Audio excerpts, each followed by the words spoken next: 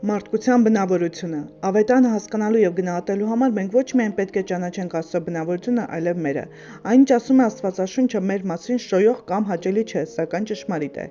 Մարդկությունը բարոյապես ապականված է։ Մինչ մեղքի մեջ ընկնելը սկզբնականում մարդն ազնիվ էր, իսկ ներկայումս մարդու վիճակը սարսափելի է։ Աստվածաշունչը սովորեցնում է, որ չնայած այն բանի, որ մարդկությունը բարի էր ստեղծվել, բոլորը ընկել են հոգևոր մահվան մեջ։ Եփեսացի 2:1։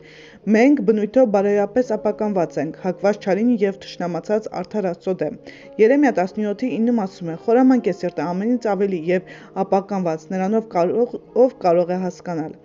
Որովհետև սրտից դուրս են գալիս չար խորհուրդներ, սպանություն, շնություն, պռնկություն, գողություն,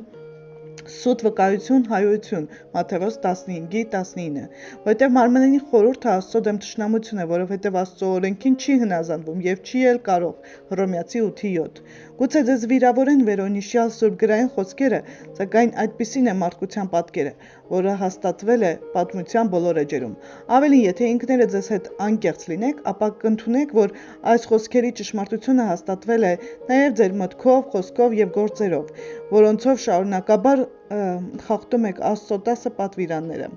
Մեղավոր և դատապարտված։ Աստվածաշունչը սովորեցնում է, որ մեր ներքին բարոյական ապականությունը ստիպում է մեզ անել բաներ, որոնք դեմ են սուրբ, արդար և սիրող Աստծո արդար չափորոշիչներին։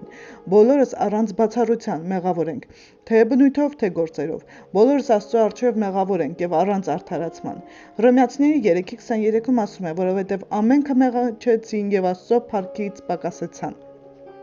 Գ Թագավորաց 8:46-ում ասում է. «Մարդ չկա, որ չմեղանչի»։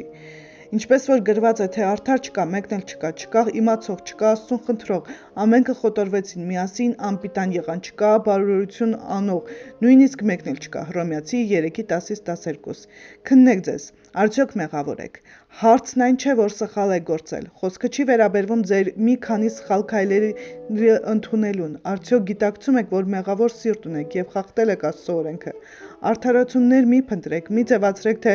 ընդհանուր առմամբ լավ մարդ եք։ Եթե այդպես վարվեք, ապա Հիսուսը ձեզ տալու ոչինչ չի ունենա, քանի որ նա մեղավորների համար է եկել։ Սակայն եթե կսկիծով ընդունեք ձեր մեղքը, ապա Աստծո իմաստության շնորհիվ ուշագրավ ձևով լուծված կլինի ձեր խնդիրները։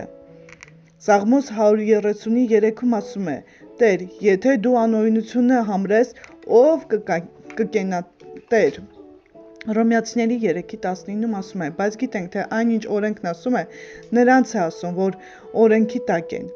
որ ամեն բերան խփի և ամբողջ աշխարհն Աստծո առջև դատապարտված լինի»։